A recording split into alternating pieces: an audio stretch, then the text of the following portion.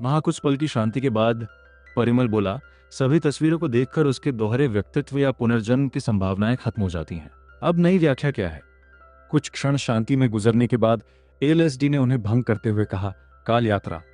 वह अपने लैपटॉप को देख रही थी। उसका सारा ध्यान अपने उपकरणों पर था। ये क्या अनाप शनाप है?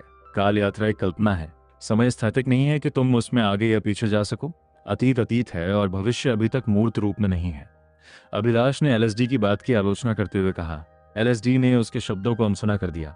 डॉक्टर बत्रा ने फिर सबको संबोधित करते हुए कहा, परिमल का कहना है कि विष्णुगुप्त, जो ओम खुद होने का दावा करता है, वह चाणक्य का दूसरा नाम है, और ये भी चंद्रगुप्त कोई और नहीं बल्कि मौर्य साम्राज्य का चंद्रगुप्त मौर्य है। मैं परिमल पर विश्वास करने के लिए मजबूर हूं, क्योंकि बंदा सिंह बहादुर और फर्रुखसियर उसके द्वारा लिए गए नाम सिख कथाओं का हिस्सा है। आप सभी ने कुछ समय पहले फोन पर मेरी बातचीत को सुना होगा। अब मैं इस बात के बारे में आपके विचार जानना चाहता हूँ। डॉक्टर तेज, आप एक डॉक्टर हैं, आप इन सब में कैसे विश्वास कर सकते हैं? ये बिल्कुल तर्क से परे है। शाहिस्ता रोश में थी।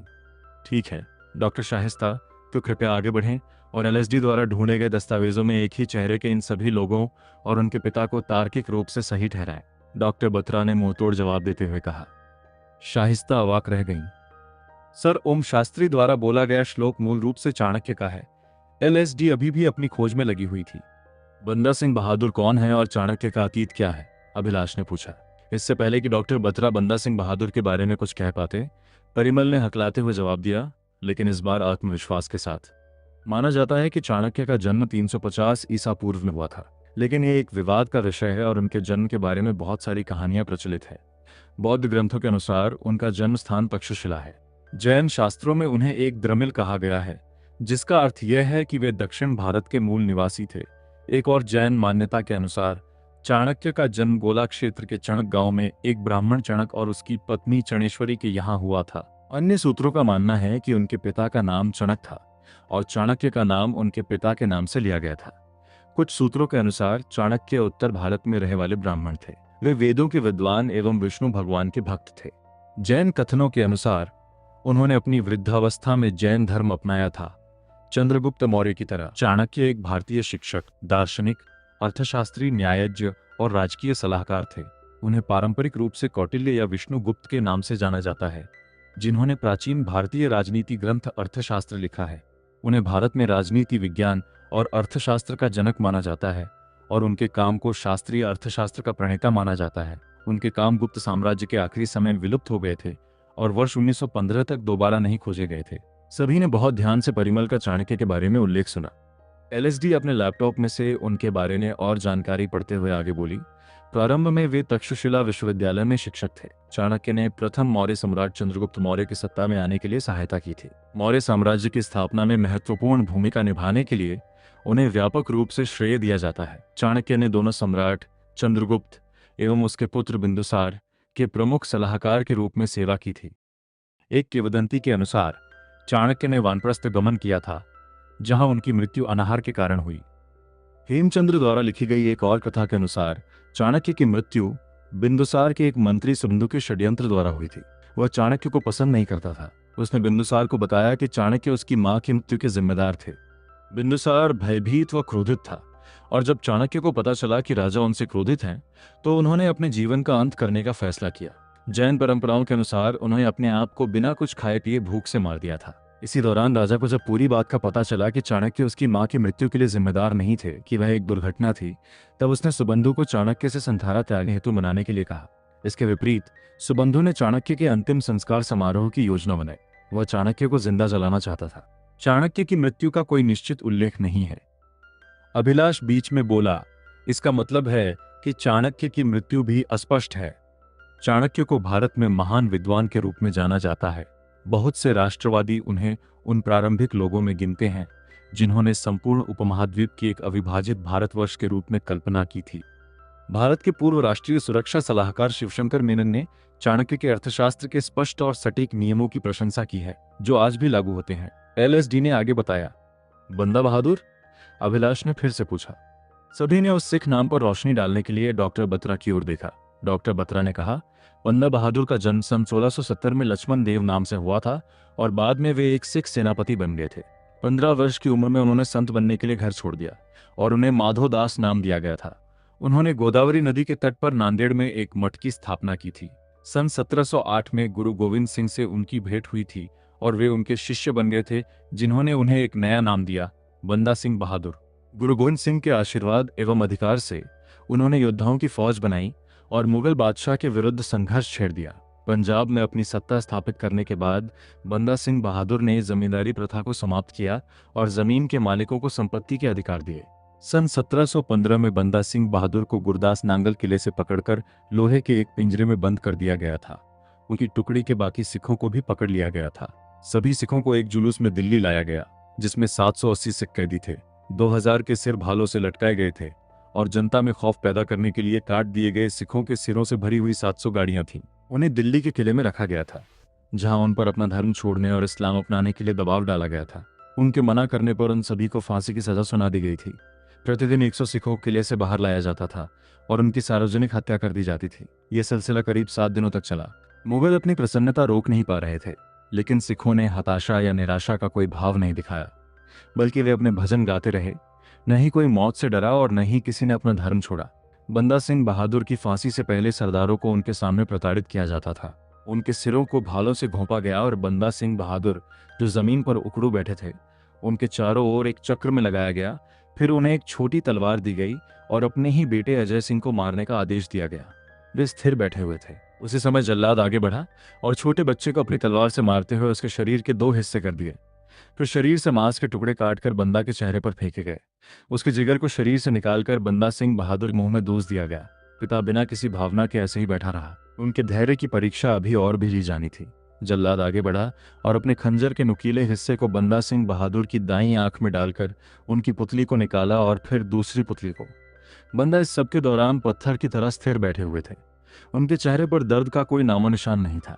उस हैवान ने फिर अपनी तलवार ली और बंदा के बाएं पैर एवं उनके 2 हाथों को काट दिया, परंतु बंदा का प्रत्येक अंग फिर भी ऐसे स्थिर रहा जैसे उनके जन्मदाता ने उन्हें शांति प्रदान कर दी हो। और अंत में उसने उनके मांस को लाल गरम चिमटे से खींच दिया और जब उसके अत्याचारों में अब कुछ भी नहीं बचा तो उनके शरीर को सैकड़ों टुकड़ों में काटकर वे संतुष्ट हुए। एलएसडी अपना सिर लैपटॉप में गड़ाए बैठी रही और उससे लगातार क्लिक व स्क्रॉल करती रही। चाणक्य और बंदा बहादुर के जीवन काल के बीच बड़ा अंतराल है। चाणक्य का जन्म 350 ईसा पूर्व में हुआ था, जबकि बंदा सिंह बहादुर सन 1675 में इतिहास के इसी दौर से संबंधित है। एलएसडी ने अपनी आंखें स्क्रीन पर गड़ाए हुए कहा, लेकिन ओम शास्त्री ने कहा था कि उसने उन दोनों के सलाहकार के रूप में काम किया है। लगभग 2000 वर्षों का अंतर, क्या बकवास है। डॉक्टर शाइस्ता ने उखड़ते हुए कहा, मैं कहूंगा कि वह विभिन्न युगों के बारे में बात कर रहा है। उसने कहीं पर गावलगण के बेटे संजय और हस्तिनापुर के मंत्री विदुर का भी नाम लिया था। अभिलाष अपने स्वाभाविक गर्व के साथ बोला, युग, अभिलाष, हमारी भाषा में बात करो। एलएसडी ने व्यंग्यात्मक तरीके से जवाब दिया, प्रिय, इसे समझ पाना तुम्हारे लिए असंभव है। और भी व्यंग्यात्मक मुस्कान के साथ अभिलाष ने फिर कहा, फिर भी तुम्हें हमें समझाना चाहिए। डॉक्टर शाइस्ता बीच में बोली। डॉक्टर शाइस्ता और एलएसडी अभिलाष के बोलने का इंतजार करते हुए उसे देख रहे थे। हिंदू पुराणों के अनुसार समय को 4 युगों में विभाजित किया गया है, सतयुग, त्रेता युग, द्वापर युग और कलियुग। शाइस्ता ने धीरे धीरे समझते हुए सिर हिलाया। यदि ये कोई सिद्धांत है तो इनमें से प्रत्येक युग में लगभग कितने वर्ष होते हैं? अभिलाष ने एक कलम व कागज उठाया और शाइस्ता के प्रश्नों का उत्तर देते हुए लिखना शुरू किया। श्रीमद् भगवद गीता, जो युगों का वर्णन करने वाला सबसे पहला ग्रंथ है, उसके अनुसार सतयुग की आयु देवताओं के 4800 वर्ष के बराबर है, त्रेता युग 3600 साल के बराबर है, द्वापर युग 2400 साल के बराबर और कलयुग देवताओं के 1200 साल के बराबर है। एक देवता वर्ष मनुष्यों के 360 वर्ष के बराबर है और ये 4 युग 4 से 3, 2 से 1 के अनुपात में है। अतः युगों की अवधि इस प्रकार है। कलयुग के पूर्ण होने की अवधि आज से 42,700 वर्ष है, जिसका अर्थ यह है कि कलयुग के अभी तक केवल 5000 वर्ष व्यतीत हुए हैं।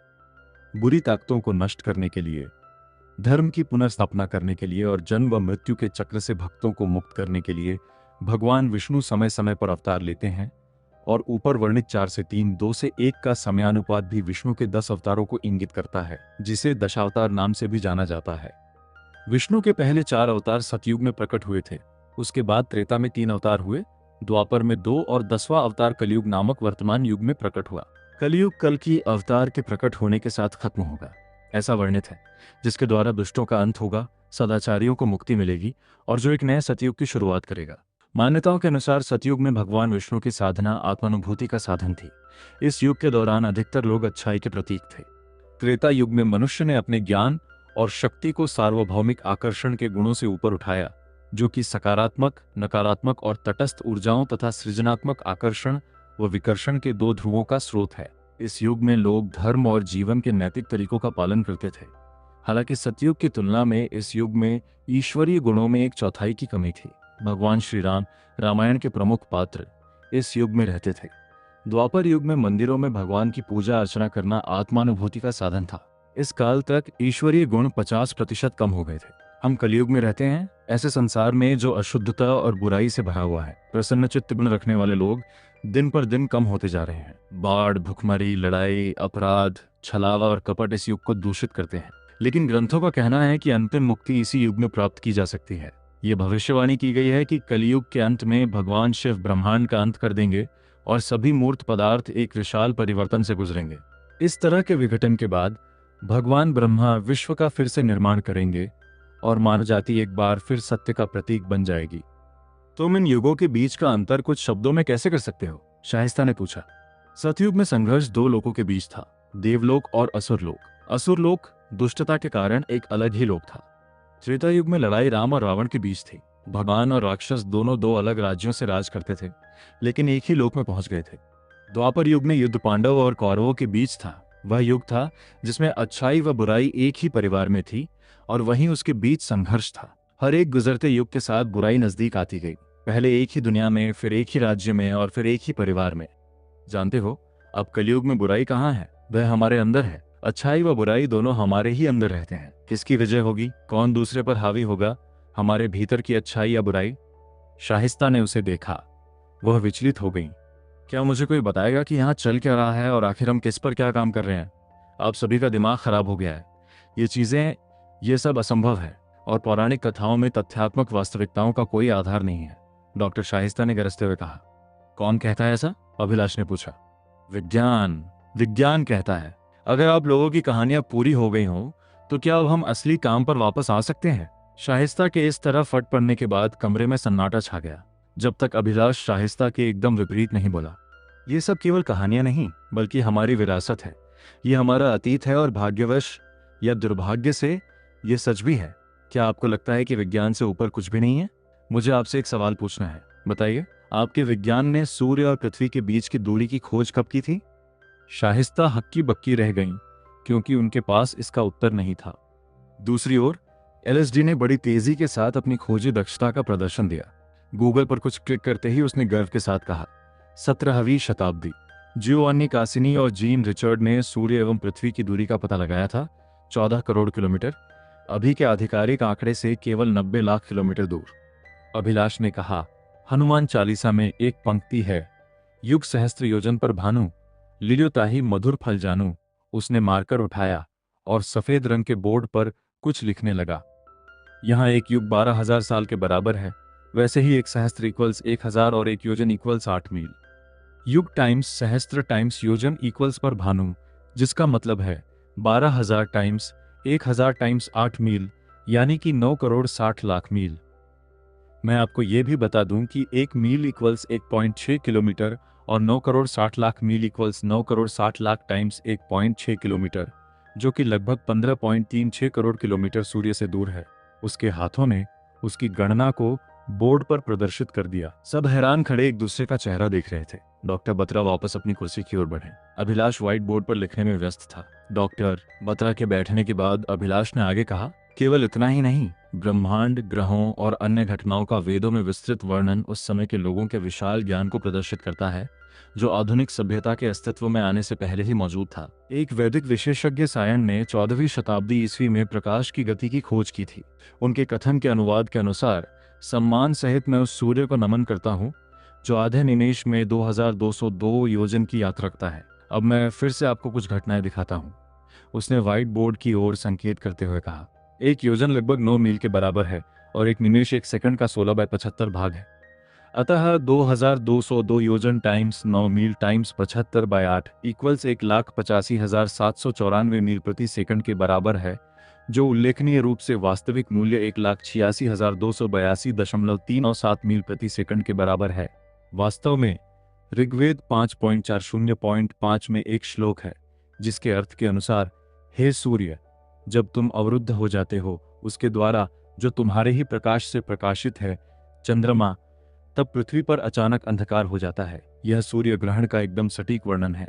उसने मारकर मेज पर रखते हुए एक गहरी सांस छोड़ी, जैसे किसी ने उसके कंधों पर से बोझ उतार दिया हो। हर कोई बहुत ध्यान से सुन रहा था और अभिलाष अपने ज्ञान का प्रदर्शन कर रहा था। क्या आप उन दो भाइयों को जानते हैं जिन्होंने हवाई जहाज का आविष्कार किया था? राइट ब्रदर्स, एलएसडी ने तुरंत जवाब दिया। अभिलाष ने सहमति में सिर हिलाया। उसने कहा, राइट ब्रदर्स ने हवाई जहाज का आविष्कार 19वीं शताब्दी में किया था। हालांकि हमारी पौराणिक कथाओं में सदियों पहले ही उसका विवरण, यांत्रिकी और संचालन का वर्णन किया गया है, जिन्हें हम विमान कहते थे। वास्तव में रामायण में पुष्पक विमान का भी वर्णन है। महाभारत के द्रोण पर्व के अनुसार विमान का उल्लेख एक ऐसी गोलाकार आकृति के रूप में है जो पारे से उत्सर्जित तीव्रतम वायु वेग के सहारे तेज गति से चल सकता है। वैमानिक शास्त्र में महर्षि भरद्वाज ने विमान का वर्णन किया है, जो हमारी वर्तमान पीढ़ी के विमानों की तुलना में बहुत अधिक उन्नत है। अभिलाष के समझाने के तरीके से कमरे में हर कोई रोमांचित हो उठा था। शाइस्ता हालांकि अभी भी प्रभावित नहीं थी। उन्होंने बिना किसी शर्म के मुस्कुराते हुए पूछा, कब तक मुझे ये बकवास सहनी होगी? कमरे में सन्नाटा छा गया। परिमल उन्हें घूरते हुए बोला, ये बकवास नहीं है, मुझे विज्ञान पर संदेह नहीं है, लेकिन आपको भी इस बात से सहमत होना होगा कि हमारे शास्त्रों में सदियों पहले से ही ऐसा बहुत कुछ है जो विज्ञान के लिए अकल्पनीय था। आप डॉक्टर है ना? मुझे यकीन है कि आप सुश्रुत संहिता के बारे में जानती होंगी। उसने शाइस्ता से पूछा और उन्होंने सहमति में सिर हिलाया। एलएसडी ने तुरंत कुछ टाइप करते हुए जवाब दिया, हाँ, मुझे भी पता है। ये शल्य चिकित्सा विज्ञान पर सबसे पुरानी, अच्छी और उत्कृष्ट टिप्पणियों में से एक है। सुश्रुत द्वारा लिखा गया यह दुनिया का सबसे पहला चिकित्सा विश्वकोश है। सुश्रुत एक प्राचीन भारतीय शल्य चिकित्सक थे, जिन्हें शल्य चिकित्सा के संस्थापक जनक के रूप में जाना जाता है। वे मूल रूप से वाराणसी में सक्रिय एक चिकित्सक थे। उनके नाम का सर्वप्रथम उल्लेख बौवर अभिलेखों में है, 4 से 5वीं शताब्दी, जहां सुश्रुत के नाम की गणना हिमालय में रहने वाले 10 साधुओं में की गई है। भारतीय ग्रंथों में यह भी लिखा हुआ है कि उन्होंने चिकित्सा के देवता धन्वंतरी से वाराणसी में शल्य चिकित्सा का ज्ञान सीखा था। अभिलाष आत्मविश्वास से भरा महसूस कर रहा था, क्योंकि अब उसके पास एक समर्थक था। उसने डॉक्टर बत्रा की ओर देखा, जो बहुत ध्यान से सब सुन रहे थे। जहां शाइस्ता को अभी भी संदेह था, वहीं एलएसडी इस बहस का आनंद ले रही थी।